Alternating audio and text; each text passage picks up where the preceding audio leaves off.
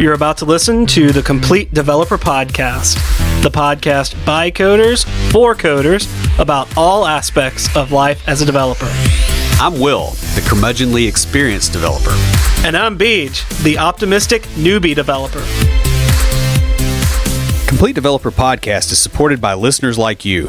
We are now on Patreon at www.patreon.com/Complete Developer Podcast. Welcome to another episode. This week, we're talking about getting involved in the coding community. There are many benefits to being involved in your community. We'll start off talking about how it can benefit you and how it can benefit the community. Then we'll discuss the differences in participation, planning, and organizing events. And finally, we'll close with talking about different ways that you can get involved in your local developer community. But before we get started, Will, what have you been fighting this week? I have been fighting echoes from the past. Really? Yeah. I switched off of Windows 10 quite a while back. Haven't popped open those VMs in a while.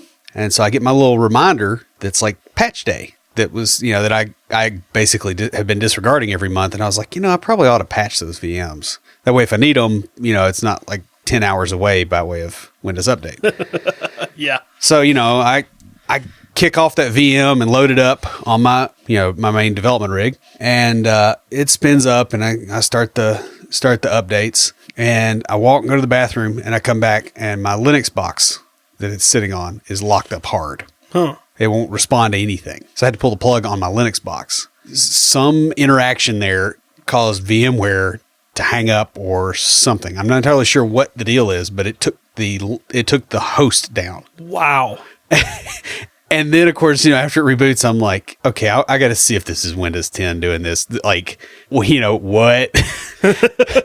So I bring it back up because, hey, be a glutton for punishment because, I haven't had a machine crash like that since I had Windows 10 on that box. Yeah. And so I bring it back up and it goes to the Windows updates overnight, because I went to bed and I come downstairs and it's like, oh, you need to activate Windows. You can't activate it. Because enough of the hardware changed because I had virtualized the box that I had. Yeah. And so I just shut down the VM. Yeah. So that was a blast from the past. It's like literally every time I use Windows 10 in this house, I have a problem. Yeah. That sounds about right. That was a little much. I gotta, I wasn't expecting that. I have been using JetBrains Rider. I got the latest and greatest on there. There's, I tried to spin up a app with Yeoman, that was an AngularJS and ASP.NET Core. The ASP.NET Core part works like a champ. The TypeScript is not transpiling. I haven't figured out why yet. There's something about like file watcher stuff, and I have to do some config. And Sounds about right. I was looking at that, and I was like, you know what? If it's if I just had a Windows 10 crash, maybe I don't need to go diddling with config right now. Yeah. So I haven't, but I'll probably, be able to report in next week that, it's all working, working great. So how about you? Well, I have a big announcement. You're pregnant? You wish. No, I don't. No, you don't. No, I don't, man. Sorry. I have accepted an offer from the state and will be starting as a permanent employee the first of next week. So this is something that I've been wanting pretty much the whole time I've been there. I started working as a contractor and just loved it. Still love it. I'm really excited about it. It's sort of the culmination of several years of hard work to get to this point. So I'm also excited that I get to start a new project at work this week. We've just completed our last project the beginning of last week and have been in design meetings since pretty much the start of the year. But Sprint 1 begins this week. So I'm kind of excited about that. That must be nice. The project I was supposed to have done by mid-month just got scope creeped. Yeah, that happened a couple of times on the last one, and we're working really hard. We learned our lessons, and we're trying not to let that happen in this one. Yeah, we're just trying to get done fast enough that it can't get scope creeped again. Well, we did get a little surprised that because there's two parts to this project is phase one of a much bigger one. There's two parts to it. There's a public facing and a back end. And we just found out today in a meeting that the public facing part about halfway through phase one is going into pilot. Nice. So what we thought we had the entire phase. There is that. to do things. All of a sudden, we're like, oh, halfway through, we have to have the public facing part done. The other side of that, though, is that they would not have gotten it to that level if they were not confident. Yeah, that's true. We can do it. The cool thing is, I am the primary API developer on this project. Yeah. So you'll be fine. Yeah. So let's go ahead and sprint on into some music to get into some IoTs.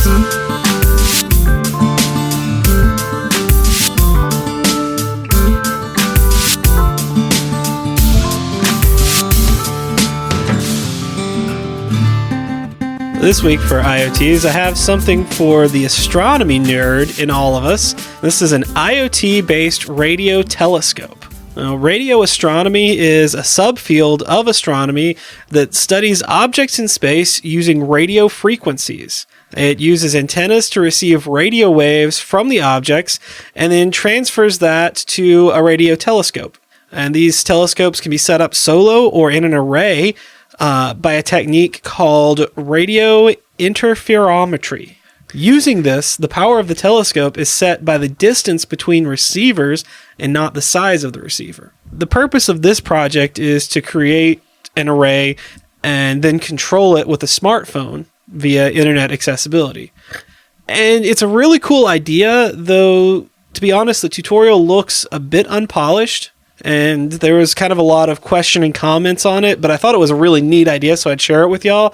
If anyone does give it a try, let us know how it works and share the images you get, because that'd be really awesome to see. So who's talking to us this week? We got a tweet, and I hope I can pronounce the name right, from Giuseppe Torito. It says, at Complete Dev Pod, I was listening to the last episode, and I hear the complaint about no recording software for Linux.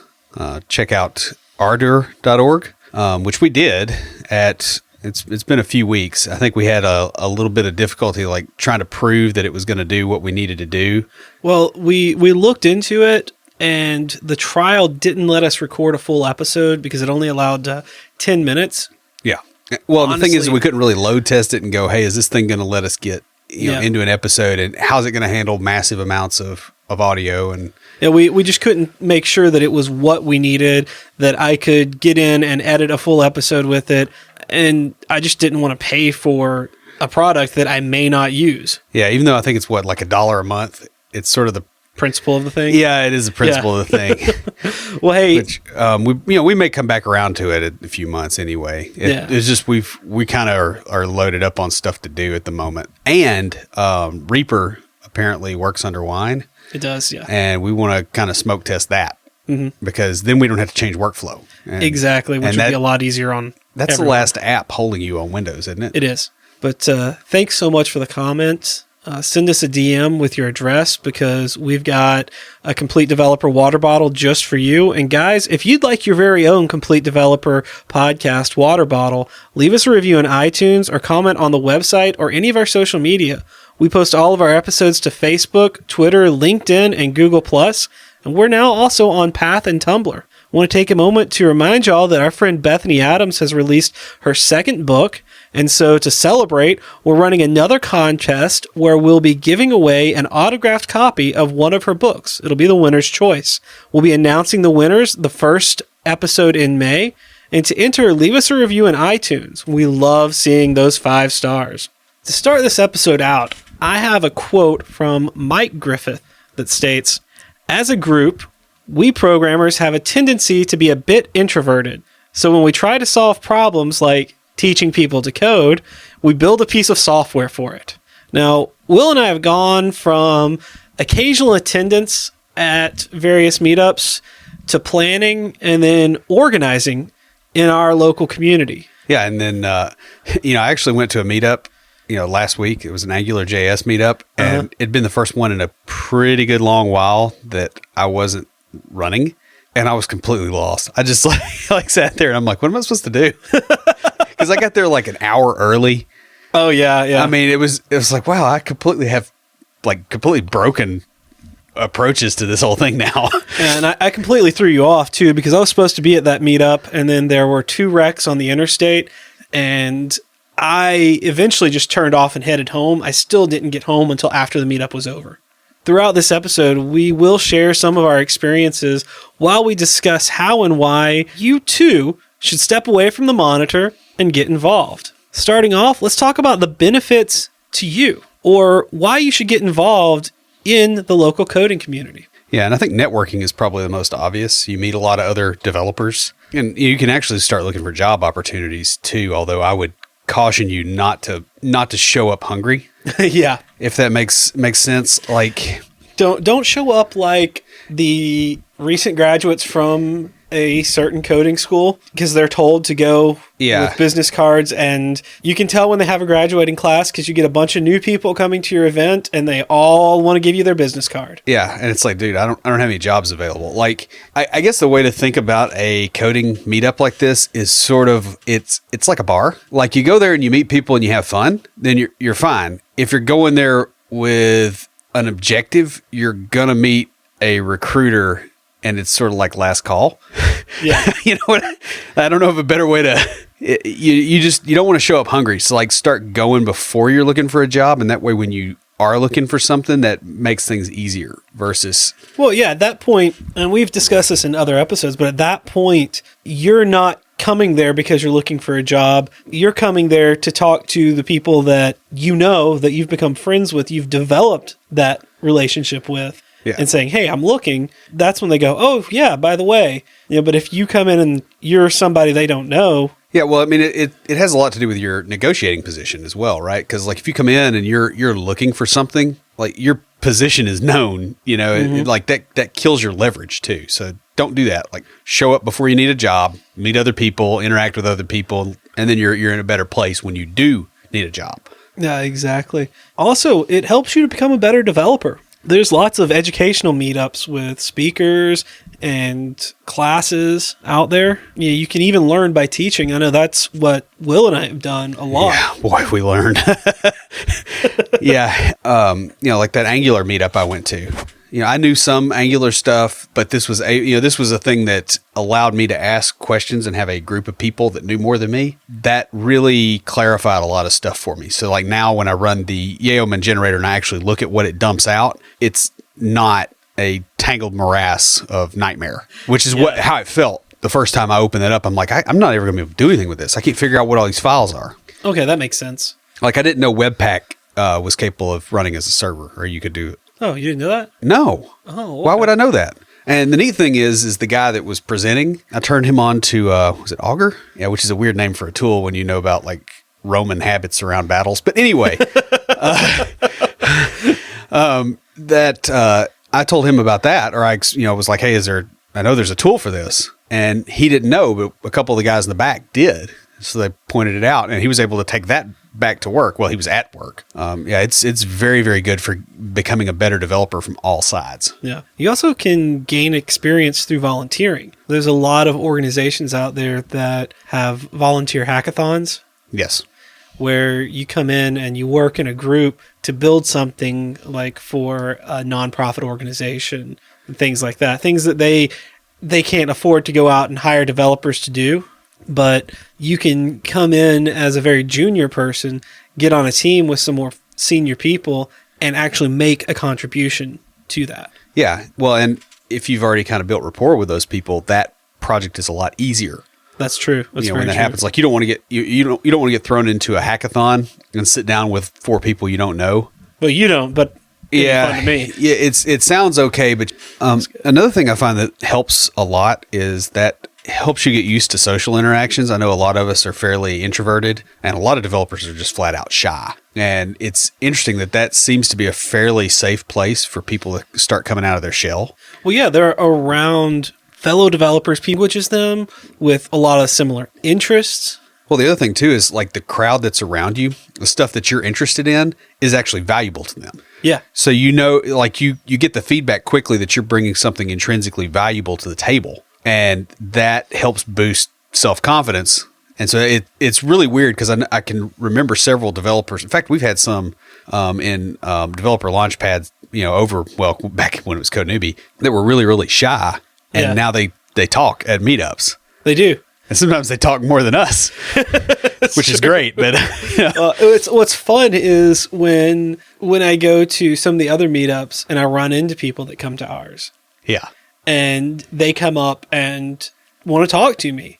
Yeah. And I think that's great. I love that. I encourage that because, I like talking to people. And well, that's like as an organizer, that's one of the best skills that we can help people build. Because I mean, being able to interact socially is a skill. It is, yeah. It's not like, when we were in high school, it was like, oh, you're a nerd. You don't have this ability. Like you inherently don't, mm-hmm.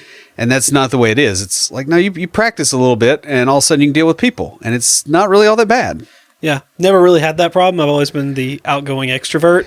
Yeah. But you also have to learn to shut up when other people are talking once you get to doing social situations. That's so true. Sometimes. That is so very true. I have learned a lot from my more introverted friends, which is interesting. I have a lot of introverted friends. Well, you're really good at bringing them out of their shell, too. Yeah. And the other thing, like, we've made friends through the different groups that we've been involved in or through the developer launchpad that we run. And I now go to a weekly trivia night with a bunch of junior developers that I met because one of them came to our very first meetup. Yeah. And she and I became friends. And then she introduced me to some of the people she went to school with. And then she made one of our most popular episodes popular. Yeah, that's true. So, don't leave that one out because that was important too. That's true. She was on the show. Hi, Aaron. Yeah. But I mean, she invited me out to trivia with her and her friends from school. And I'm pretty much the only non-NSS student there. Yeah.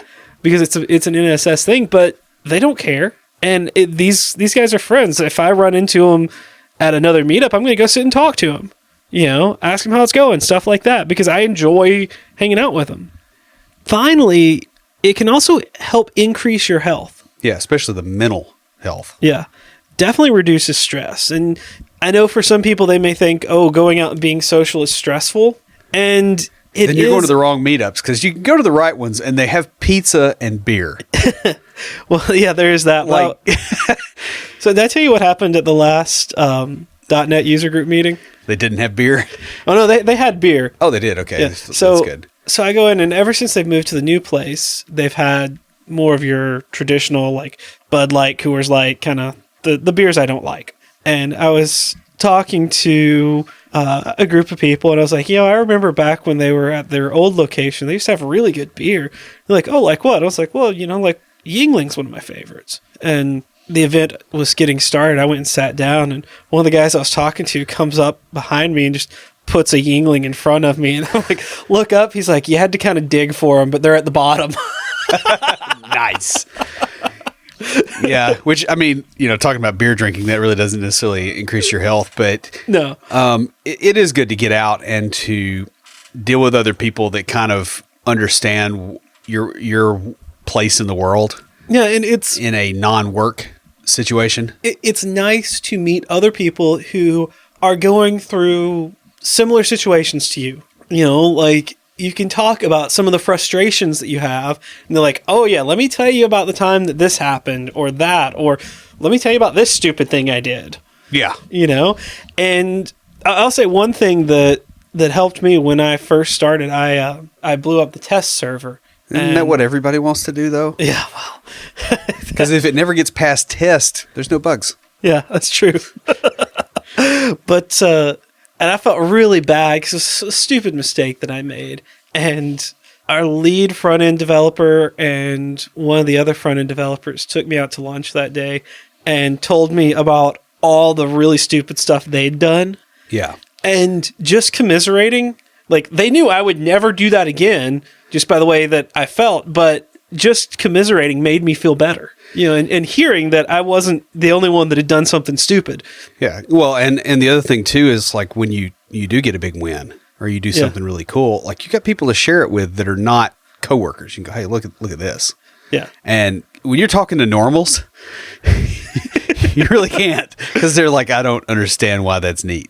It just, you kind of have to have a team of people around you that are going the same way that you are. Build a tribe.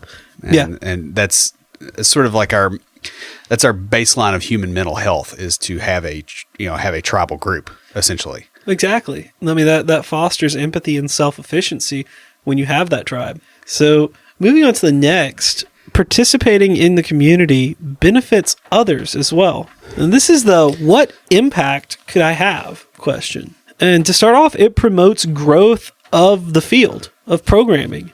Just being there and talking to people at an event could encourage someone along the path. Yeah, it really can. I mean, we all like to think of ourselves as individuals, and that's useful a lot of times. But understand that you're part of an ecosystem, and that if there are more successful developers using the language that you use in your environment, people will tend, if they're building new apps, to hire those kind of developers. So there'll be more jobs. So there'll be more of those developers. Yeah.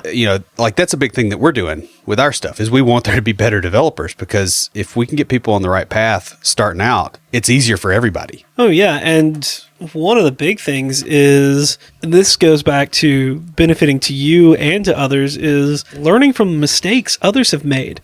I know I learned a lot from your mistakes. Oh, yeah.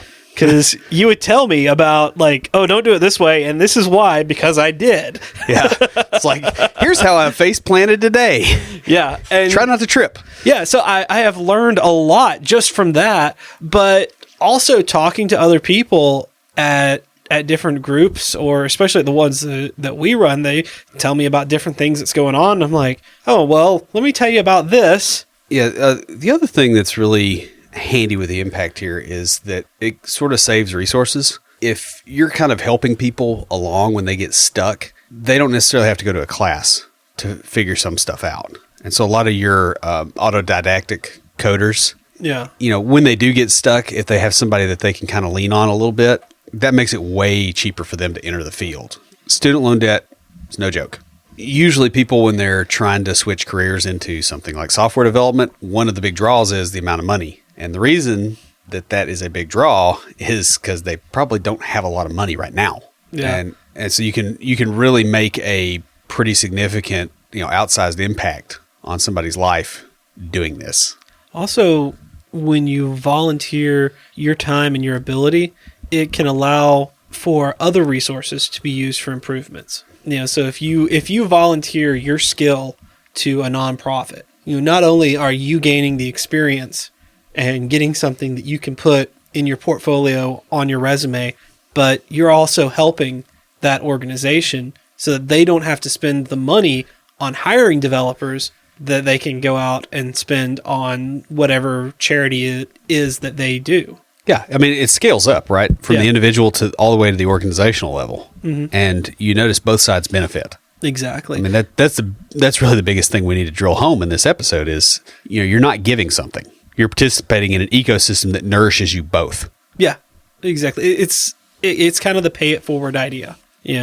Those helped are more likely to participate and help others. And this creates a beneficial cycle, which is kind of what you did with me.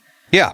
Though that is exactly what I did with you state it a little more, what's the word I'm looking for? Rednecky? Yes, rednecky. He shows up with beer. Yeah. Well, it's more, I wanted him to learn from my mistakes so he could go out and make mistakes of his own and I could learn from them. Yeah. And that's what you develop. When you go out there and you participate, you become someone who is learning from others' mistakes, making different mistakes and teaching others from them so that they can go make different mistakes and teach you. And it's the cycle that it's more of a spiral upwards than a cycle. Well, I mean, as we continually, if we're learning from those and we're teaching each other along the way, we're spiraling up towards being better developers.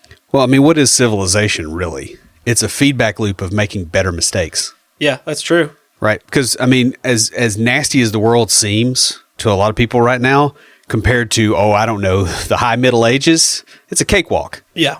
We've made it a long way. And it's because people have been willing to share what they've learned to a large extent. So now we're going to kind of talk about the differences between participating or planning and organizing events. So participation is pretty much what it says it is. You support your local groups and your other developers just by showing up. And you may have insights that others might not have.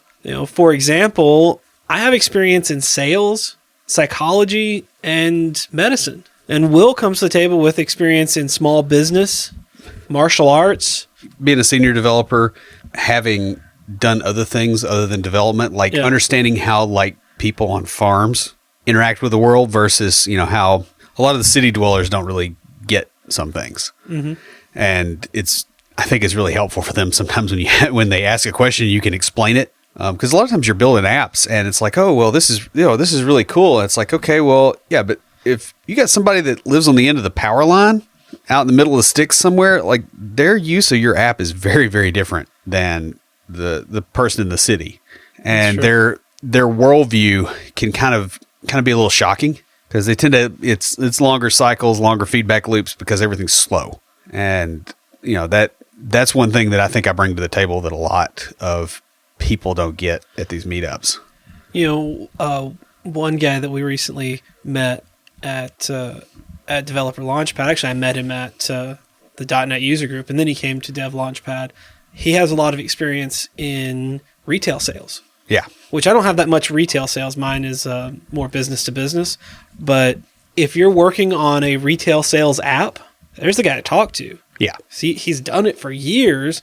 And then he was like, I want to do something better and more with my life. So he got into development. And that's just, you don't know what other people are bringing and you don't know what other people need. So something that you think, like, he and I were talking, he's like, yeah, I don't know what, how I can be helpful with a retail background. I'm like, oh no, trust me. Yeah. I can show you how you can be helpful with that. And there's other people too that they come to these and like, well, my background is in this or that, and I don't know how that could be helpful. I'm like, oh no, trust me, there is somebody that is building something for that could use that experience and could benefit just from talking to you. Well, I mean, my side business, Agulous. Exactly. We have the commodity trading stuff, right? I mean, crap. I did margin trading in EVE Online. There's a lot of stuff like I had a leg up on understanding that stuff. Now, of course, with the way the commodities markets worked, like that leg up was really tiny, but it was a leg up, and I had a vocabulary around stuff, and that was surprisingly helpful when I was building the app. So, like, don't discount the value of what you bring to the table because you do have a set of life experiences that other people don't. Yeah, exactly. Next is planning an event, and this could be as simple as being a host for a meetup event. For a meetup that's already established and just hosting an event, or joining a planning committee. I know several people that junior developers or just getting into coding that wanted to get involved and learn. So they joined the planning committee for some of the local events around here, like Nodevember or Music City Code. Yeah. Like some of the guys that I play trivia with never would have thought. And I mentioned, oh yeah, I went to Music City Code, blah, blah, blah. And then they start talking about planning next year. And I was like, what? You're on the planning committee? And that's a great way to get exposure. The other thing it does, if you're getting into development and you're trying to get on the managerial track, yes, like having a proven record of being able to plan stuff and keep things organized and not like have everything turn into a flaming dumpster fire kind of helps. Mm-hmm. And these committees are great because you're part of a team working on it. You can put that on your resume and you get he planned this event, and it's, you worked with a group of people, so it's not all on you. Right. There's the other thing that it does too that you hadn't thought about, and more than likely it shows that you've got teamwork. It shows that you know other developers. Oh, right now, there's a massive shortage. I mean, it cannot be understated. Like I've had resumes come across my desk that, like these people would not be getting hired if there wasn't a major shortage. And I know every HR department manager out there right now that is hiring also is looking to go, okay, I have to have some virality to my hires or I'm not going to get people in the door when I need them. Like every company around here pretty much is in like a constant, okay, we're going to keep the stream of resumes coming across, even if we're not necessarily looking for somebody, because if something lands in the net, we're just going to figure out how to make that work. Like it's getting kind of desperate. Yeah, like I remember when I was looking before I got the job as a contractor for the state. Do you remember the company that is just down the road from where you work? Mm-hmm. They brought me in interviewed me. I went through 2 rounds of interviews, and they were excited, wanted to bring me on, but they didn't expect to find what they were looking for their very first interview. And they hadn't gotten approval to hire yet. And it wasn't until about 2 months after I'd started working for the state that they came to me with an offer. Yeah. And I was like, guys, I'm sorry, I've already started working somewhere. And they came back with a pretty hefty raise, but I had already made commitments and was already starting to talk about, hey, I kind of like working here and they like me. I may want to come on permanent. And so I decided not to pursue it. And in the long run, I'm glad I did that because, now I've got a permanent position at a place where I really like working. I enjoy what I do. I enjoy the people I work with. So, yeah, I mean, I guess it's important to be aware when you're interviewing that there's the reason people say they hire you. And that's, people tend to think that it's because we code, and it's not. It's because we can solve problems. Yeah. And some of those problems simply get solved because of who we know and who we kind of bring in network. And legitimately, you would be shocked how much of the time that's a consideration. So, circling back around to planning, planning an event could be as simple as inviting a few developers out and just seeing where it goes. Yeah. That's just go get some beers. I mean, that's how the trivia night that I participated in got started. It was a group from Nashville Software School. A few people in one of the classes started going to trivia together, and then it became a thing they invited the whole class to, and then it became a thing they invited every class to, and then they invited me, and now it's just, it's a group of junior devs that get together, and we go and we play trivia and we sit and talk about, some of us that are still looking for jobs talk about their job search, and those of us that have jobs or that have been through it talk, give guidance. A lot of times we're sitting around, talking about the crap we deal with at work. Yeah. Without being, specific, but just I had to deal with this and, stuff like that. Yeah. I really hate the way this keyword works in JavaScript. Yeah, that kind of stuff. And somebody goes, well, why? Because they've got, a cursory knowledge of JavaScript, and then you explain it to them at length, and suddenly they've got something, and they were out drinking beer. Yeah. But they got something that's a pretty major lesson, when you get into JavaScript. That's sort of important. Exactly. Now, the thing is, too, with the, with inviting developers out to go eat or go get drinks or whatever, that really makes the starting organizing easier, because it's overwhelming when you start your first event. Yes. Particularly if you're an introvert and you're a little bit nervous, just the logistics, because you don't know what can go wrong, and doing it this other way kind of gets you a little bit used to it, and you can have some friendly faces there the first time that you got a backstop.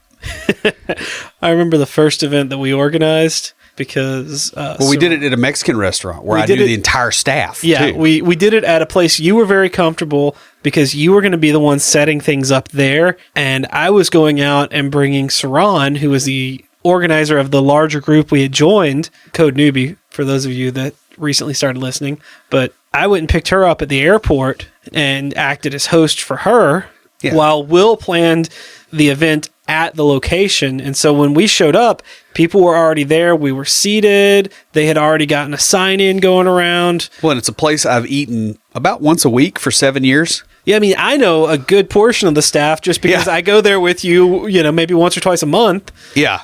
And so... And that took a lot of the pressure off. And I mean, that's the idea, right? Is you want to ease into this. Don't do the baptism of fire thing, because if you do freak out, then that's what people remember. Yeah, and they won't come back. Right.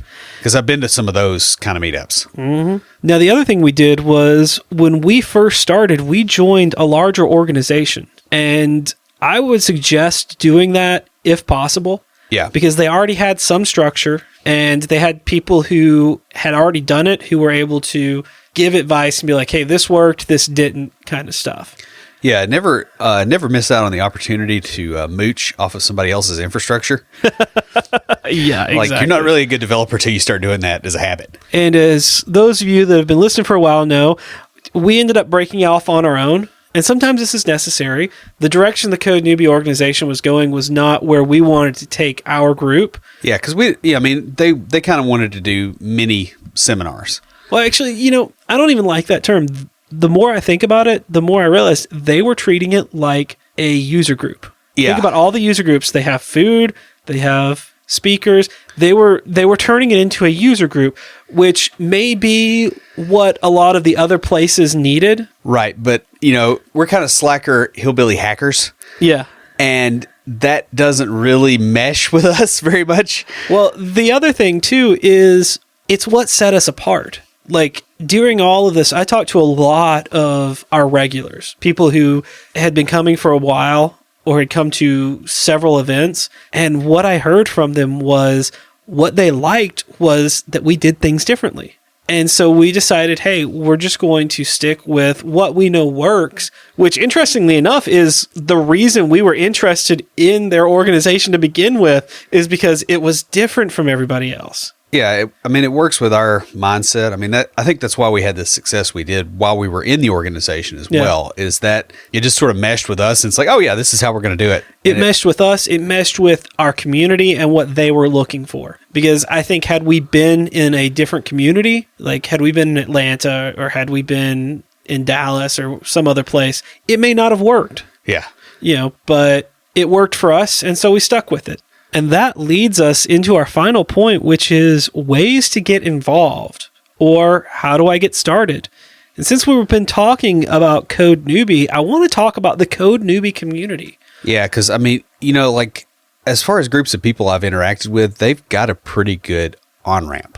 They really do. They are great for people who are getting started and helping new developers get into the community, get involved, and learn and grow as developers. They helped me. Yeah. And they have like a weekly Twitter chat. I think it's like Tuesday nights, if I remember correctly. It's been a while since I've been on. It's either Tuesday or Thursday. Wednesday. It is Wednesday. Wednesday at 9. That's right. It's the night before our podcast comes out. That's Yeah. why. Yeah, because you were always on, at the beginning when you're scrambling around, getting episodes done the night before, like it was studying for a final. You were like, oh, get on the Code Newbie chat. And I'm like, dude. It was because I know why you're on your computer. Yeah, but that really helps people out a lot, because then you can kind of meet some people without getting the face-to-face. And, if you're a little shy, that'll help. It's great because they're so encouraging on there. Yeah. I love it. And it's really interesting because the organizers, like Saran and the other people that help her, they get on and they post questions, usually around the topic of the podcast, because they do have a podcast too. And usually it's around the topic of the podcast from that week. Yeah. Which comes out on Mondays. But they post questions and then people answer. And that sparks discussion. I know I've made friends from participating. I kind of want to get back on and participate again. It's been a few months. But, you get to talking to other people going through similar stuff. And sometimes the guests that she has on the podcast will get on there and participate. But it's really encouraging. And then towards the end, they do a shout out. Like the last question is usually, what are your successes? What's been going good for you? And people can post, hey, I built this thing, or I passed this tutorial, or this quiz, or, I got a job, or stuff like that. And it's really a great place for new developers to get on and get some great encouragement. Yeah. They also do local meetups, which Will and I participated in at first. Right. That's how we got started in doing meetups, was through them. And we went to the Atlanta one, the first, the inaugural one of those. Mm-hmm. And that was, I think Kim was running that at that point, wasn't she? And that was pretty good. And that, that kind of let us test the waters a little bit. And we're like, yeah, we want to do this. And I remember we were there and I asked Saran, when's one going to start in Nashville? And she said, as soon as somebody wants to do it. Yeah, I looked at Will and he looked at me. I said, well, we're interested. And that started the conversation. If that's what we got to do. Yeah. And it worked out really well. And having local meetups that have got a fairly similar approach to their structure, that helps people out a lot, because a lot of people, not only are they learning software development, but they're looking to move, because it is a life shift. And sometimes you're coming from the outskirts and going into a major city, or you get some part of the country you want to live in. And if you go there and they actually have one of these, it's consistent with what you've experienced back home. And so you're not as awkward. You're already kind of, used to the way that everything flows. And so that can make a lot of things easier from the social angle. Now, they also have a Slack channel where you can get on and talk about different coding topics, and they have group learning. This was really interesting because I actually joined a SQL group when I wanted to learn SQL, and inadvertently ended up taking over the group. Didn't do it on purpose. It was just still had the med student mindset. Yeah. And so I was 2 or 3 chapters ahead of everybody else, and I actually came to the group having done the assignments beforehand. Because you're a giant nerd. Yes, I am. They ended up asking me, well, so it was a study group, so they were like, hey, well, you've already done this, you understand it, can you walk us through it? Yeah. But they have groups for just about anything, and it's really cool. As an aside, too, that's sort of your learning style.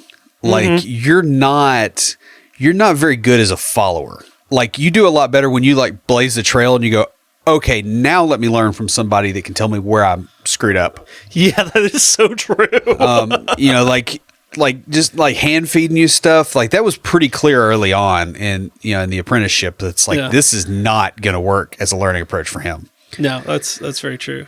Now, there's also other user groups available. In fact, there's so many that you're going to have a little bit of analysis paralysis trying to find exactly what you want. But you're going to have to look around. There's general coding groups. Our developer launchpad is like that, but we're Nashville only currently. And then there's also language specific groups. Just here in Nashville, there's a Nashville.net user group. There's Nash.js, which is for JavaScript. Now, I've been in the Nashville.net user group for a while. I've gone to a couple of Nash.js meetups. But since I do a lot of heavy .NET, I tend to stick with the .NET group if I'm going. There's AngularJS meetups. There's Ruby. There's Python. You're going to find something in a pretty much any major city. Most of the languages that you're looking for have a meetup group somewhere, except for Delphi. Delphi doesn't have any meetup groups that I can find. Let's start one. Yeah, we'll go to the nursing home. No, I'm just kidding. It is weird though. Like, I think I'm the youngest Delphi developer I've ever seen.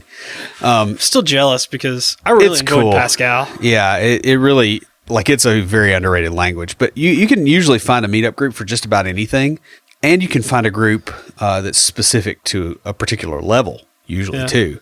Like, it's not just, hey, there's a Python group, but there's a learning Python versus, oh, here's somebody that's doing bioinformatics in Python. Yeah. And there's enough of those people around that they have groups. That's true. And, there's other groups like one of the very popular one is Women in Code.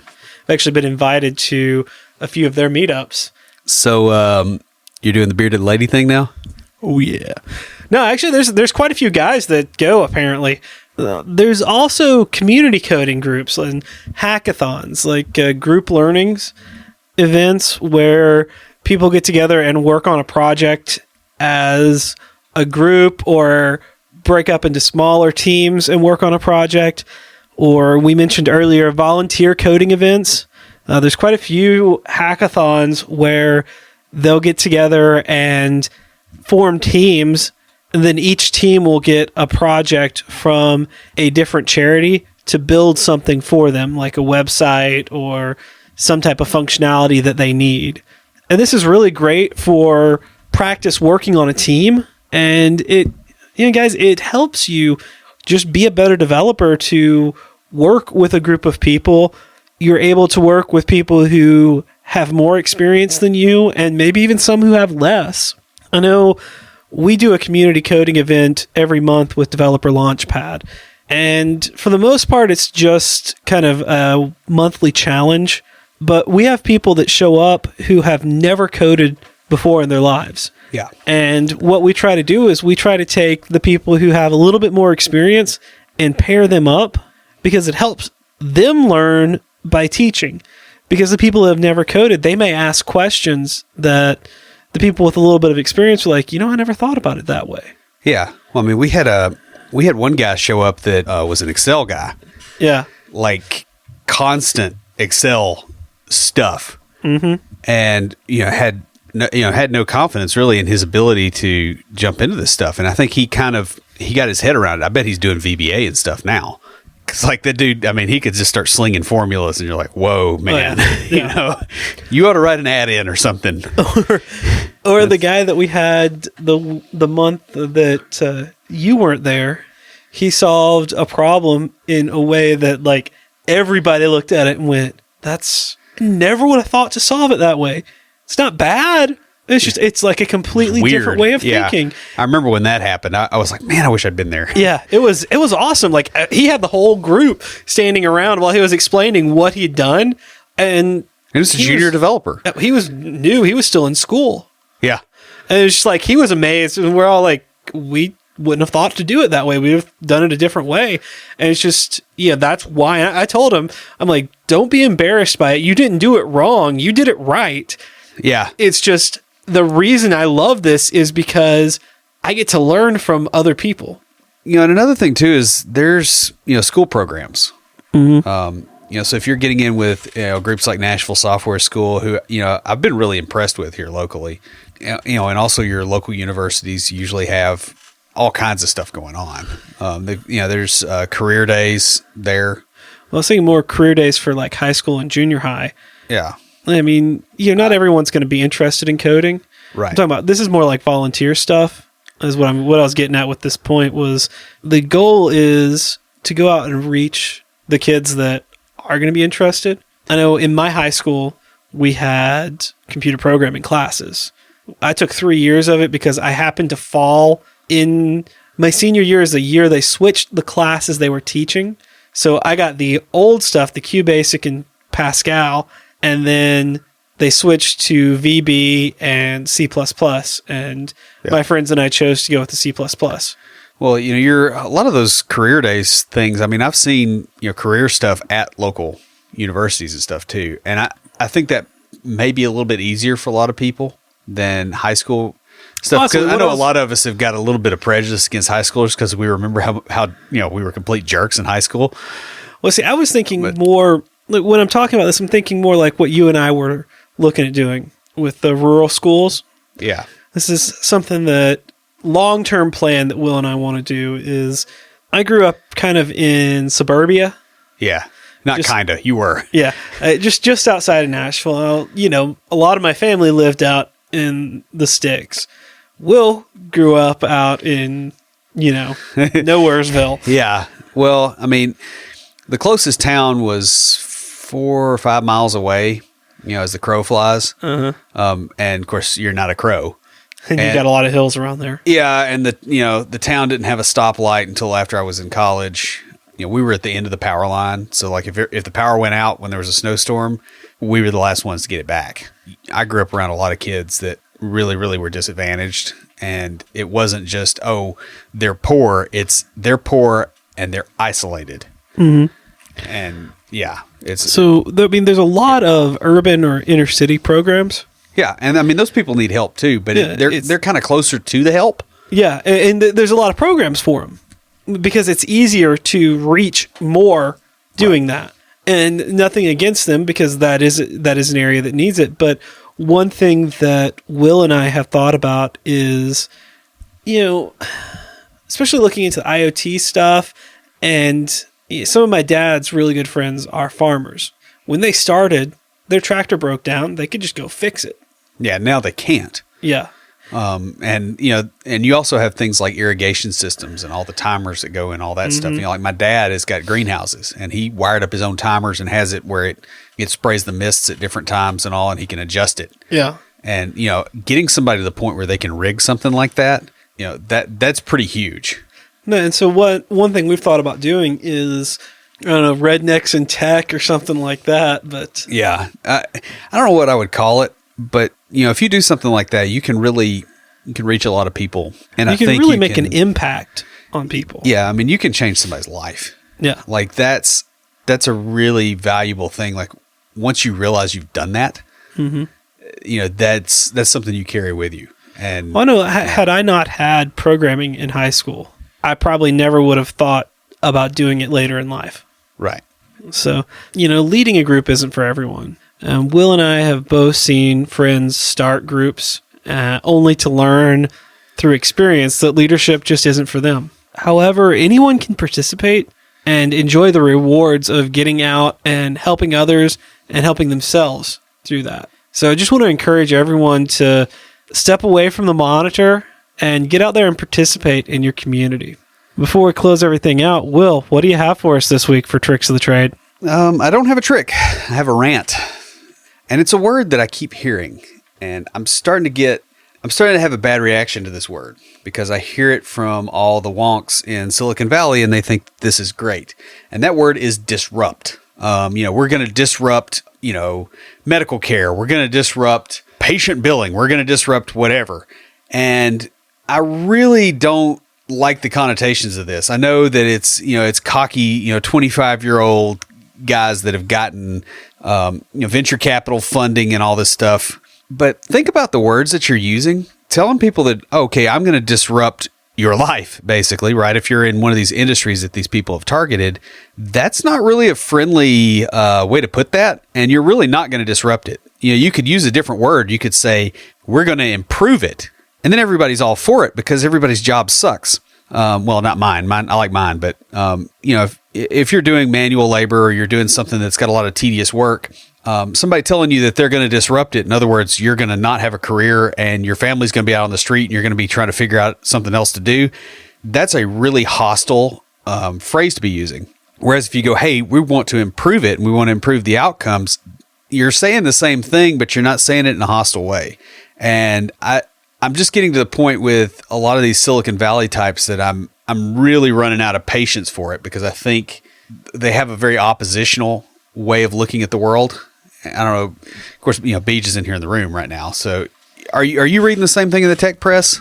Yeah, pretty much. I don't care much for that term either, but it's like saying I'm going to, one side is saying, I'm going to improve the way you decorate your house and I'm going to teach you, something that makes it better for you. Great. The other side is going, we're going to disrupt. We're going to come in and take a dump on the carpet. Yeah.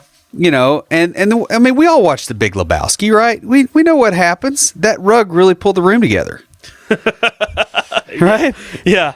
Like that sort of reaction is what they're getting. And they look shocked. They're like, wow, a lot of people in the rest of the country dislike us. A lot of the tech titans right now are going, hey, we're going to build bunkers and we're going to prepare for the end of the world. And you're going, guys, you've gone around telling all these people you're going to disrupt them. Like you're not apart from the system. What that says to me is not what they're thinking of. I'm going to come in, I'm going to change things up. That term says I'm going to come in and destroy. It says I'm going to loot. Yeah. And I'm going to sneak away with my ill-gotten gains to a pirate cove where you can't reach me. Arr, mateys. And it's just a really strange thing. Like, I wish that Silicon Valley realized that they're part of an ecosystem because I think we would have better computing by now. I legit think we would have real AI. But the looter mentality and the rent-seeking mentality and the come in and break stuff up to shake out what little pieces we can get for ourselves, that's taken over there. And it's, people go, oh, well, this is a rant against capitalism. It's not. I'm a capitalist. Sorry, I'm pretty much an objectivist, I guess, at this point. So you're pretty much a Randian objectivist. Yeah. But there's a difference between a mentality that says, okay, I'm going to improve things and it's going to make me a bunch of money and that's my money, versus I'm going to come in and I'm going to squeeze the stuff out of the system that I want and leave everything else just a ragged husk. I really despise. Pretty much what Ayn Rand was getting at. Yeah. Well, it's Silicon Valley, that disrupt mindset is a scaled up version of the looter from Ayn Rand, right? Instead of it being, one person that can steal a little bit or can break things a little bit, and it's the number of them, it's one dude that steals everything, or one dude and his venture capitalist and a few, cronies. Pretty much, I want to encourage everybody, when you hear that kind of mindset, just walk away from those people. They need to be shunned. I don't normally say that, but like if you look at Greek history, people that had too much power and misused it, they got ostracized. Like they kicked those people out of their society, and that's why it lasted as long as it did. And that's what we need to do here. I mean, I hate to just like be a moralizing jerk, but wow. I say we go disrupt these people. disrupt the disruptor, right? So that's all I got. Stand by for Titanfall. If you have a question or comment for us, please email us at neckbeards@completedeveloperpodcast.com. Our theme music is an excerpt from Stand By for Titanfall by Pure Bells, available on SoundCloud and licensed under Creative Commons. The intro music for IoTs is Hillbilly Hip Hop by Jason Belcher. For references, show notes, and to sign up to our email list, be sure and check out the website at CompleteDeveloperPodcast.com. You can also follow us on Twitter at CompleteDevPod and like our page on Facebook to keep up with the news about the show. Thanks for listening. See you next time.